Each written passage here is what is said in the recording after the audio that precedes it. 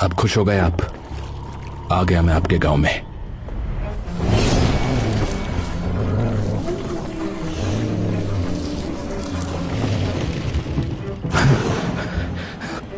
कौन है वहां?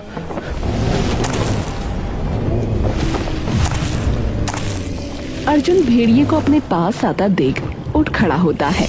अगर मैं भागने की कोशिश करूंगा तो ये एक झपट्टे में मेरा खेल खत्म कर देगा।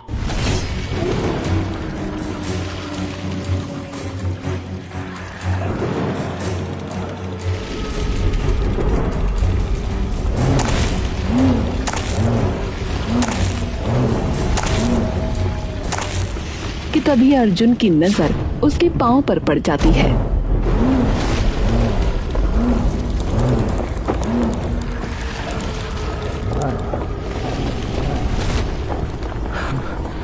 हे शिव शंकर, हे भोलेनाथ, रक्षा करिए। हे प्रभु, रक्षा करो।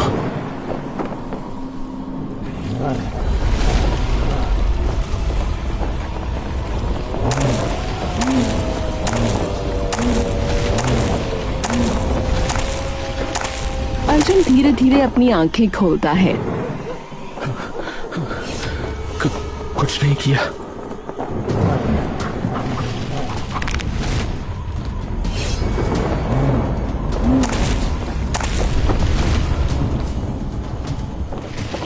अर्जुन कुछ देर वहीं खड़ा रहता है। इस भेड़िए ने मुझे ऐसे क्यों देखा? अर्जुन वापस अपने घर लौट आता है।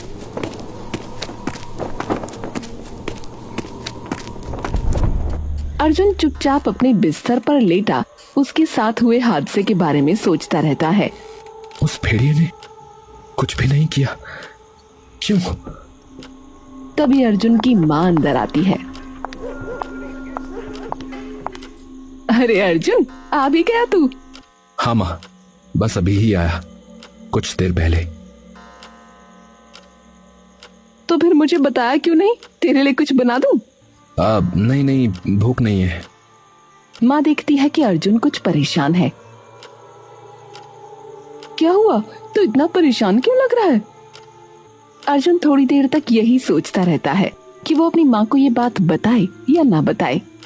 क्या हुआ? कुछ बोलेगा? माँ, आज ना जब मैं तालाब में नहा रहा था ना तो क्या? तो वहां एक भेड़िया आ गया था। उसकी माँ के मन में न जाने कैसा ज्वार उठा। क्या? माँ डरो मत माँ, मैं एकदम ठीक हूँ। उसने मुझे कुछ नहीं किया माँ। कमबख्त भेड़िए, पता नहीं कौन सा श्राप लगा हुआ है हमें। पहले तेरे पापा को मुझसे छीना और अब तेरे पीछे पड़ गया।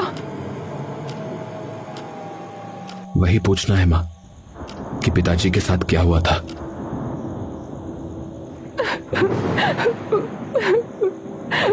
उसकी माँ रोते रोते बैठ जाती है। वो उस दिन शिकार करने के लिए अपना तीर कमान लेकर जंगल चले गए।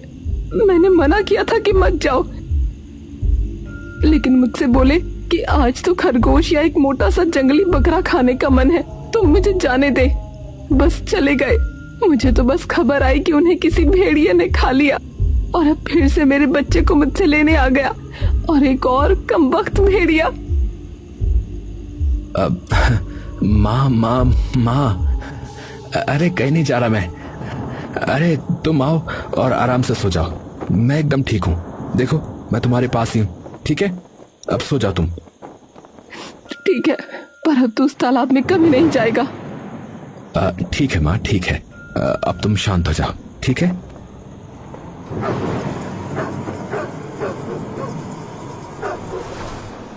अर्जुन अपनी माँ को उनके कमरे में लिटाकर वापस आ जाता है।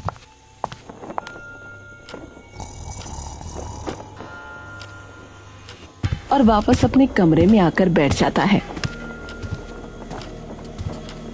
अपने पिता के बारे में वो सोचने लगता है। वो अलमारी में से एक एल्बम निकालता है।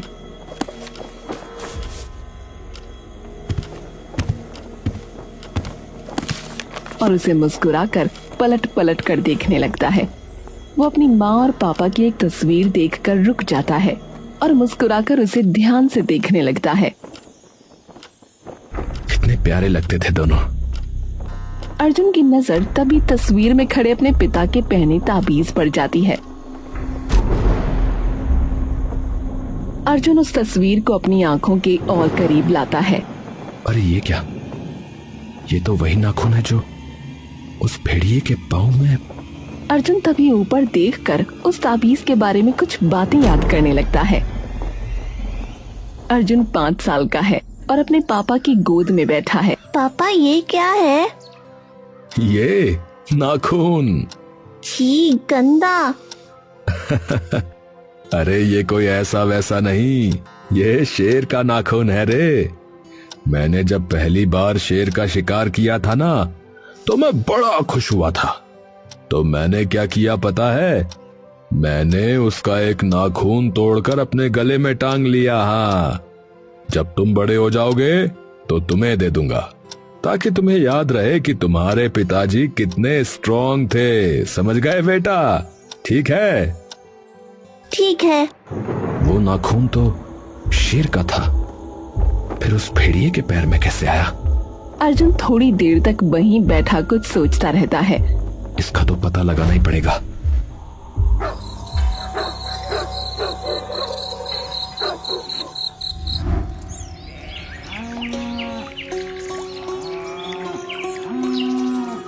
अगले दिन सुबह होते ही अर्जुन फिर से जंगल की तरफ चल पड़ता है।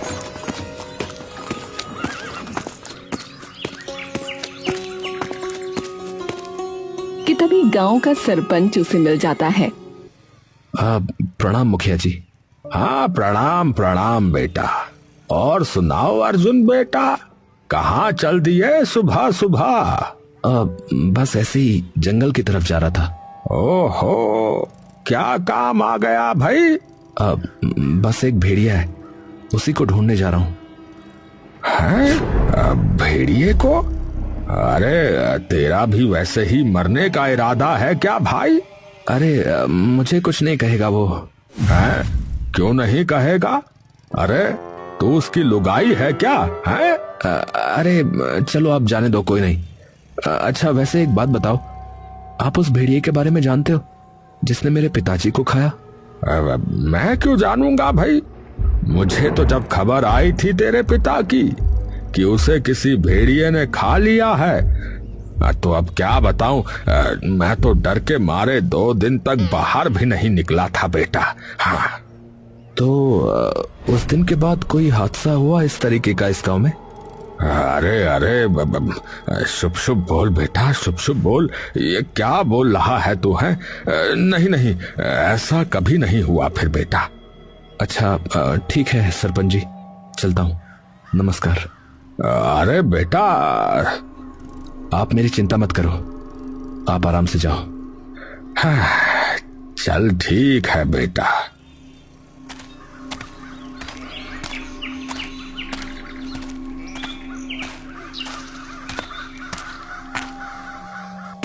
अर्जुन अब जंगल के अंदर पहुंचकर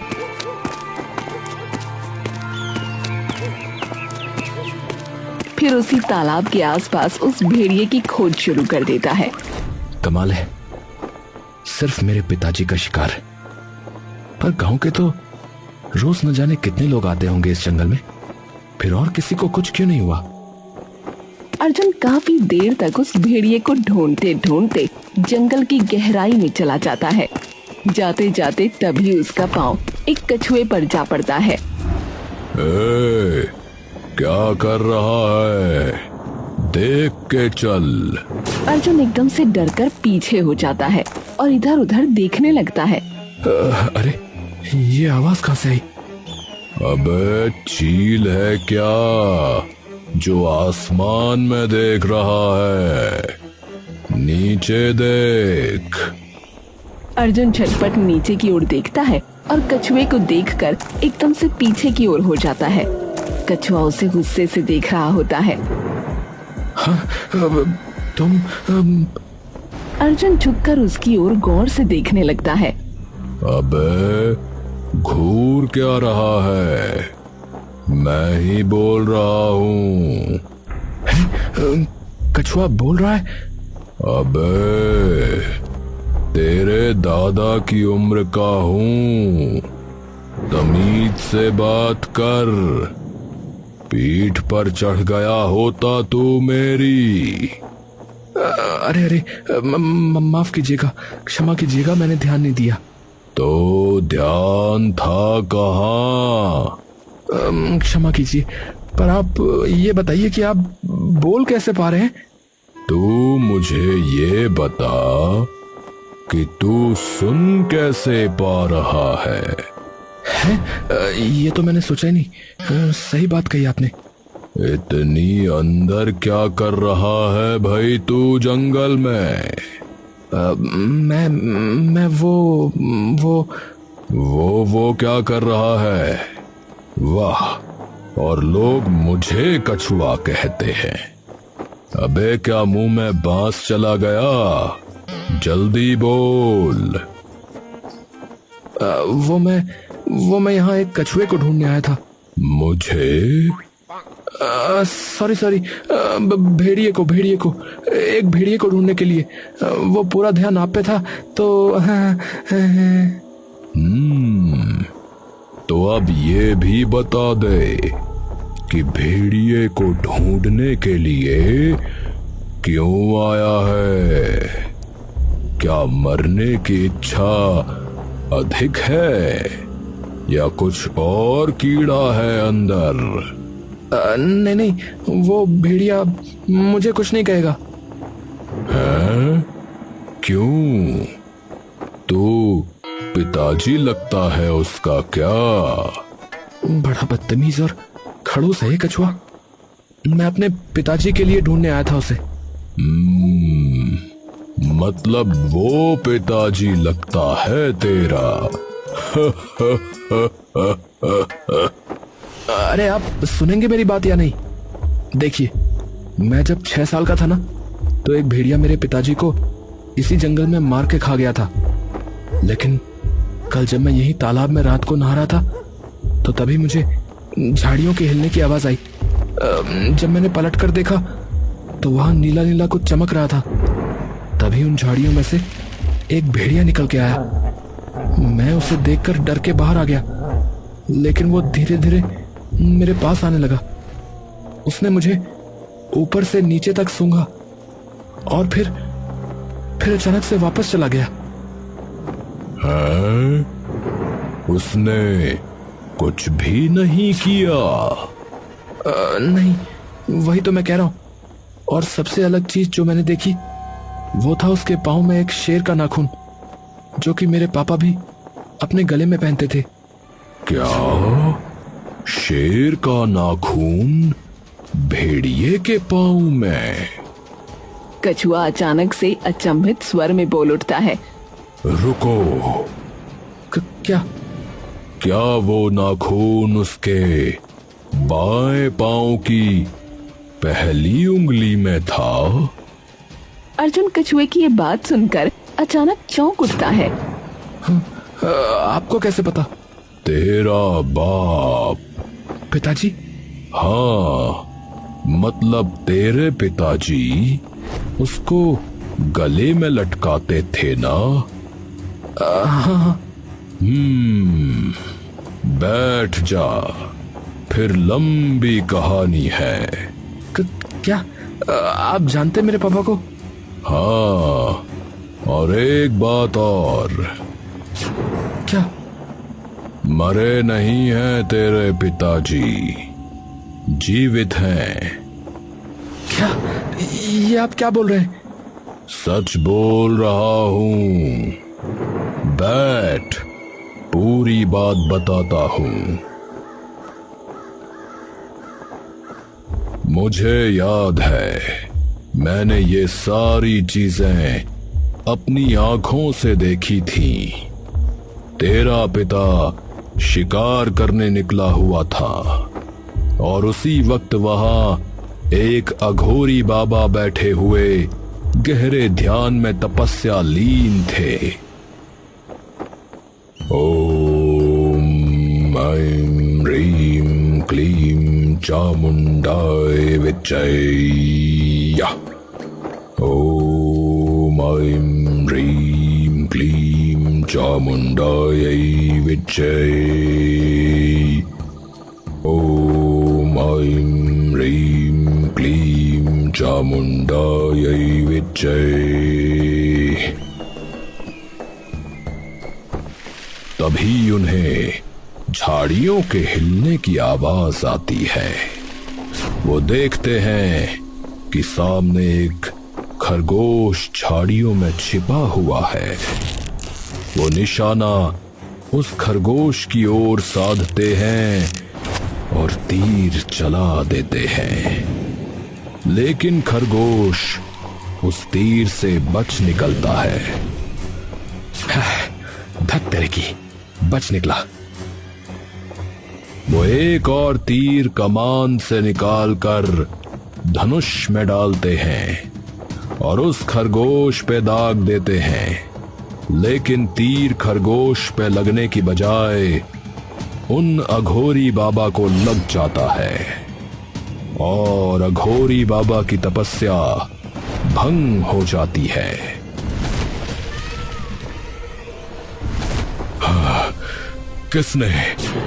किसने तभी तुम्हारे पिता वहां आ जाते हैं और देखते हैं कि तीर जाकर उस अघोरी बाबा को लग गया है।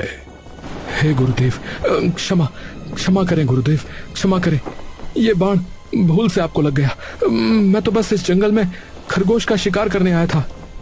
मूर्ख, तूने मेरी तपस्या भंग की है, एक अघोरी की। तेरा ये दुस्साहस पापी। नहीं गुरुदेव, मैं क्षमा चाहता हूँ। ये भूलवश हुआ है, मुझे क्षमा कर दीजिए गुरुदेव। क्षमा नहीं, मेरी तपस्या भंग करने पर तुझे मात्र श्राप मिलेगा। नहीं गुरुदेव। जा, मैं तुझे श्राप देता हूं कि अभी और इसी क्षण से तू एक नर भेड़िए में परिवर्तित हो जाएगा। तू रात को भेड़िए का रूप धारण करेगा और दिन में मनुष्य का। और अगर तू अपने मानव शरीर में बाहर निकलेगा तो तुझे सूर्य अपनी गर्मी से राख कर देगा। वर्षा की हर बूंद तेरे तन को तलवार की धार बन चीर देगी। जब तू भेड़िया बन के इंसानों को खाएगा तब तुझे आत्मबोध होगा कि किसी निर्दोष की जान लेना और एक सच्चे अघोरी की तपस्या को भंग करना कितना बड़ा पाप है। जा, मैं तुझे श्राप देता हूं। नहीं गुरुदेव, ऐसा नहीं कीजिए। मेरे बीवी बच्चों का क्या होगा? तुझे अब सिर्फ वही जीव बचा सकता है जो न नर है न नारी, न आत्मा है न शरीर, न जानवर है न पंछी, जिससे हर मानव भय खाता है और मानव मृत्यु पर वही बन जाता है। बस उसके और जीवित शरीर के मिलाप होने के बाद तुझे वहां जाकर उस रूप में परम परीक्षा कहना है। वही परीक्षा जिसमें सत्य भ्रम का चेहरा ओढ़ कर सामने आता है, जहां निर्णय भावनाओं से नहीं आत्म बल से लिए जाते हैं। यदि वो इसे पार कर गया तो श्राप टूट जाएगा। तभी तेरे पिता भेड़िए में बदल गए और ये सब मैं डरा हुआ दूर एक झाड़ी से होता हुआ अपनी आंखों से देख रहा था। मतलब मेरे पिताजी जीवित हैं? हाँ। और उस पहले का क्या मतलब है? मैं भी पहले कुछ वर्षों तक इसी का उत्तर ढूंढ रहा था। तो मिला? तेरी तरह मंद बुद्धि नहीं हूं, बिल्कुल पता चला। तो जवाब है भूत। जब कोई भूत एक इंसान के शरीर पर कब्जा कर लेगा तभी सबसे पुराने पेड़ पर उस मंत्र से तुझे वो परम परीक्षा का सामना करने का मौका मिलेगा। पर अब मैं भूत कहां से लाऊं? और ये कौन सी परीक्षा? इसका तो मैंने कुछ भी नहीं पढ़ा। अबे 10वीं की परीक्षा नहीं है, तो मान न मान, मैंने सब पहले से ही सोच रखा है कि तेरे पिता को श्राप मुक्त कैसे करेंगे। तो चल मेरे साथ। लेकिन कहां? एक भूत से मिलने चलना है। कौन सा भूत? गधैया भूत। ये आपको कैसे मिला? मैं वर्षों से इसी जंगल में हूं, तो वो भी कई वर्षों से इसी जंगल में ही डोलता फिरता है।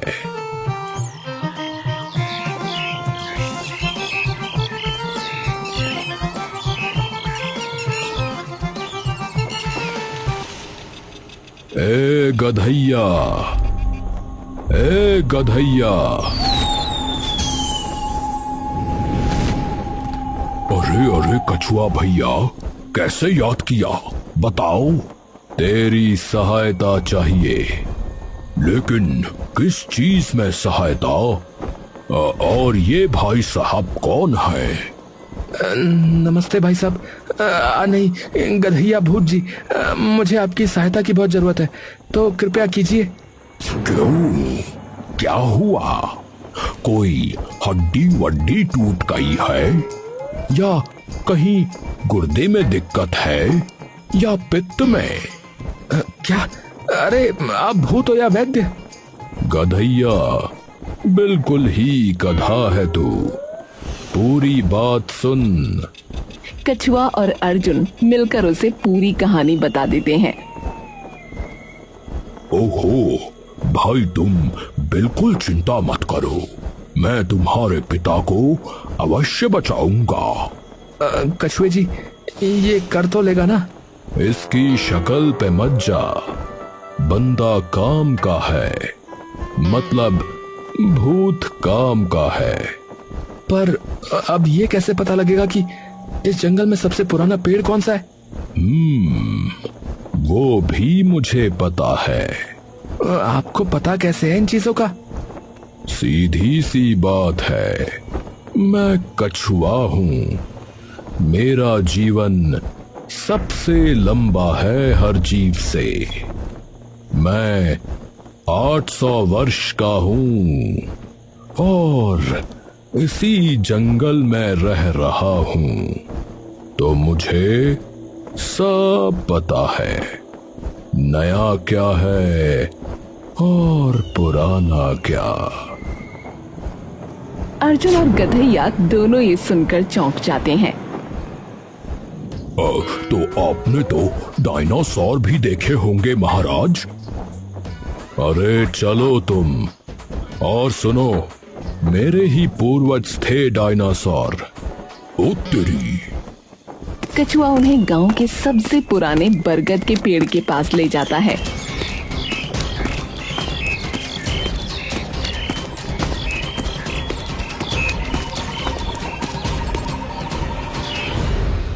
अब गधैया, इसके शरीर के अंदर चले जा, अभी लो परम परीक्षा। तभी एक तरफ वो भेड़िया उनके सामने आ खड़ा होता है और दूसरी तरफ उसके पिता एक खरगोश पर तीर ताने खड़े होते हैं। गधैया तभी उसके शरीर से अलग हो जाता है। गधैया, तुम कछुए जी को लेके भागो यहाँ से। अरे पर तुम ये अकेले कैसे संभालोगे? मैं संभालूंगा। मेरी वजह से अगर आप लोगों को कुछ हो गया तो मैं खुद को माफ नहीं कर पाऊंगा। यहाँ तक पहुँचाने के लिए आप लोगों का बहुत बहुत धन्यवाद।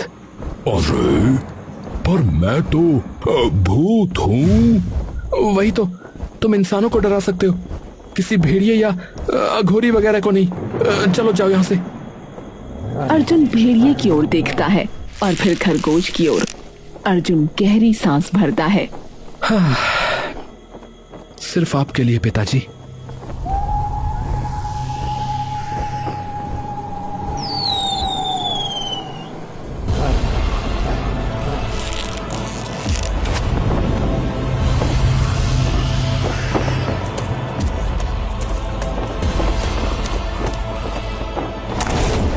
पिताजी।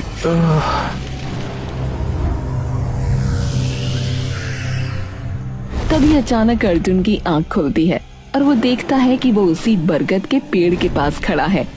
अर्जुन अपनी छाती में सिकुड़े हुए हाथ को देखता है। मैं तो एकदम ठीक हूँ, पर ये कैसे हुआ? तुम्हारी सच्चाई से पुत्र अर्जुन। आप वही हैं जिन्होंने मेरे पिताजी को। हाँ, परंतु अब मैं तुम्हारे पिता को उस श्राप से मुक्ति देता हूँ। तो ये सब जो हुआ वो बस मेरा वहम था? नहीं, वो सब सत्य था। तुम मात्र उस खरगोश को बचाने के लिए अपनी दर्दनाक मृत्यु को झेलते रहे। तुमने अपनी भी जान बचाई और एक निर्दोष जीव की भी। इसलिए मैं कपाल दत्त तुम्हारे पिता को उनके श्राप से मुक्त करता हूं। अर्जुन अघोरी के सामने अपना मस्तक झुका लेता है।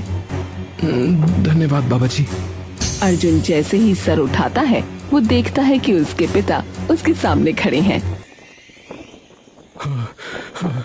अर्जुन बेटा, आखिरकार आ ही गया मेरा पालनहार, आ ही गया।